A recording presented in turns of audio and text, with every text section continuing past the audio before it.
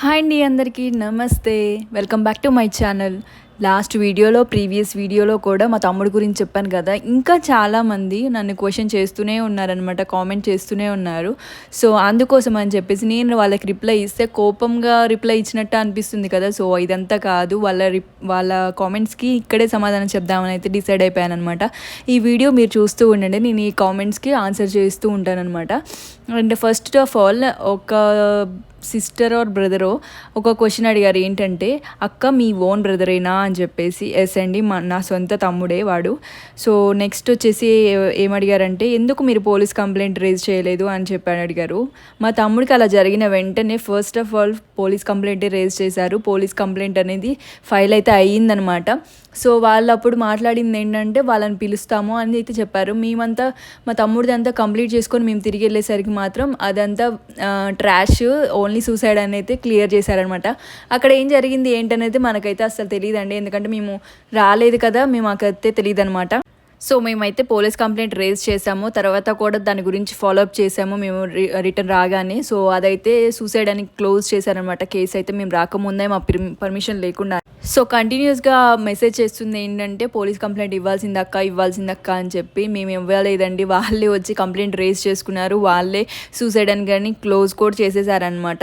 ఇంకా ఒకరు ఏం చెప్పారంటే, మీరు స్టడీ గురించి, జాబ్ గురించి చెప్పండి, నా గురించి అని అడిగారు. సో నేనైతే ఎల్ఎల్బి కంప్లీట్ చేసుకున్నాను అనమాట. సో నేనైతే లాయర్గా ఉన్నాను ఇప్పుడైతే ప్రజెంట్. అండ్ ఇంకేంటంటే, ఒకరు ఇలా అడిగారనమాట, అదేంటి అక్క పడిపోయాయని చెప్పావు కదా ఫస్ట్, ఇప్పుడు ఏంటి లేరని చెప్తున్నావు అని అయితే అన్నారు. నాకు కాల్ చేసి మా మమ్మీ ఫస్ట్ ఆఫ్ ఆల్ అయితే తమ్ముడికి దెబ్బలు తగిలినాయి, నువ్వైతే అర్జెంటుగా స్టార్ట్ అవ్వమని అయితే చెప్పారు. ఎందుకంటే నాకు నిజం ఏం జరిగింది అనేది అయితే నాకు చెప్పలేదనమాట. వెంటనే నా ఫ్రెండ్కి ఫోన్ ఇవ్వమంటే ఇచ్చేసానమాట. సో నా ఫ్రెండ్కి అయితే ఏం జరిగిందని అయితే చెప్పారు, నాకైతే చెప్పలేదనమాట. సో నేనైతే అలానే స్టార్ట్ అయిపోయాను. స్టార్ట్ అయిన బస్ స్టాండ్కి వెళ్ళగానే నేను మా తమ్ముడు ఫ్రెండ్స్కి కాల్ చేస్తే వాళ్ళు చెప్పారే కానీ మాకెవ్వరూ చెప్పలేదు, నాకు మాత్రం ఎవరు చెప్పలేదు. ఆల్రెడీ నా ఫ్రెండ్కి తెలుసు కానీ నాకు మాత్రం చెప్పలేదు, ఎందుకంటే నేను ఏడుస్తానని చెప్పేసి మా మమ్మీ అంత ధైర్యం చేయలేకపోయిందనమాట. సో అందుకనే నాకైతే చెప్పలేదు. అందుకనే మీకు అక్కడో కింద పడ్డారని అయితే అనుకుంటున్నారేమో, అది అనమాట క్లారిటీ ఇద్దామని అయితే చెప్తున్నాను. అండ్ చాలామంది అడిగేది కంప్లైంట్ ఇవ్వచ్చు కదా అని చెప్పేసి. ఇంకా పేపర్స్ నా దగ్గరే ఉన్నాయండి, ఇన్ కేస్ ఎప్పుడైనా కానీ ఏదైనా యాక్షన్ తీసుకోవచ్చు, ఎందుకంటే ఊరికనే వదిలేయలేము కదా. సో అదే కాకుండా ఇంకొకటి తెలిసింది ఏంటంటే, బ్లాక్ మ్యాజిక్ గురించి ఎంతమందికి ఐడియా ఉంటుంది. సో ఆ బ్లాక్ మ్యాజిక్ కూడా ఎంత ఎఫెక్ట్ చూపిస్తుంది అనేది నాకు ఫస్ట్ టైం అయితే తెలిసిందనమాట. సో ఇదంతా జరిగిన తర్వాత మేమైతే చాలా టెంపుల్స్కి తిరిగాము, ఎందుకంటే ఇలా జరిగిన తర్వాత ఏదైనా పుణ్యక్షేత్రాలకి తిరిగితే మంచిదని చెప్పేసి మా రిలేటివ్స్ అంతా తీసుకెళ్లారనమాట. రిలేటివ్స్ అంటే ఎవరో కాదు, మా తాతయ్య అమ్మమ్మ మాత్రమే రిలేటివ్స్ అంటారు కదా, వాళ్ళనైనా కూడా. సో మాతో ఎవ్వరూ రాలేదనమాట. ఒక్కొక్కరు మాట్లాడిన మాటలకైతే అసలు మనం బ్లాంక్లో ఉన్నాం అనమాట.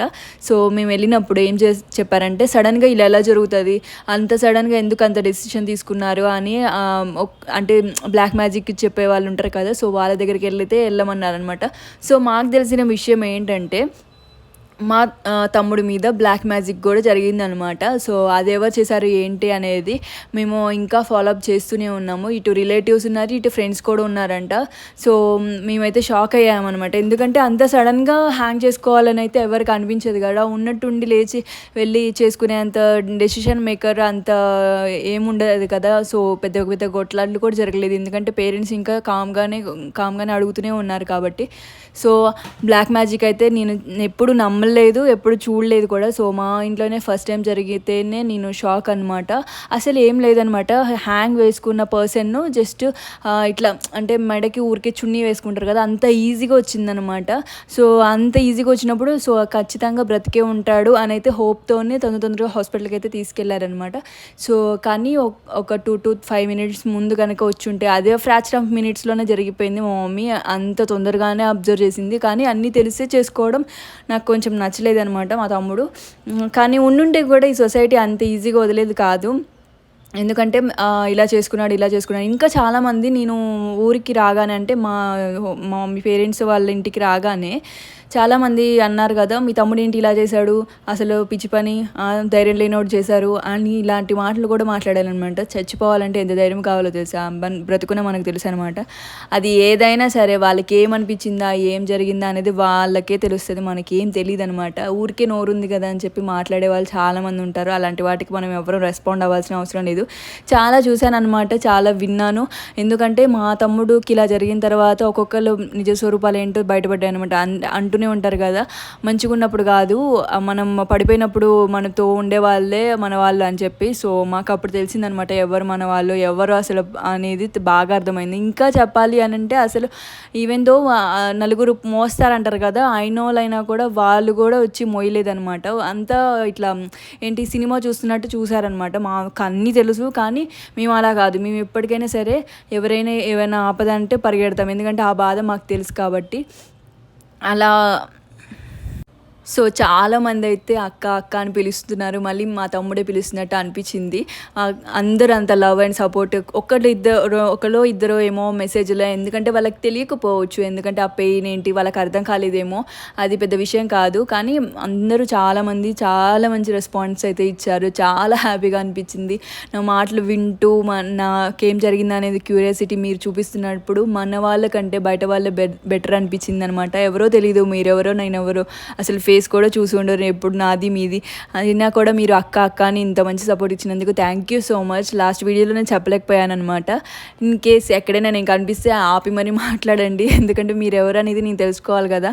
అండ్ ఇక్కడ నుంచి నేను చిన్న చిన్న వీడియోస్ అయితే పెడుతూ ఉంటాను, ప్లీజ్ చూసి ఎలా ఉంది ఏంటి అనేది అలా ఒక కామెంట్ కూడా చేసేయండి. అండ్ ఇంకా 2 డేస్లో మా తమ్ముడు బర్త్డే రాబోతుంది అనమాట. అది ఒక స్పెషల్ అనుకోవాలో లేకపోతే ఒక సాడ్ థింగ్ అనుకోవాలో అయితే నాకు తెలియదు. సో అది కూడా నేను పోస్ట్ చేస్తాను, చూడండి.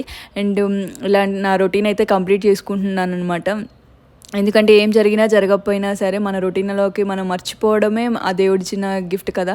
సో ఎవరు వెళ్ళిపోయినా ఉన్నా కానీ మనం చేసుకుంటూనే ఉండాలి పనులు.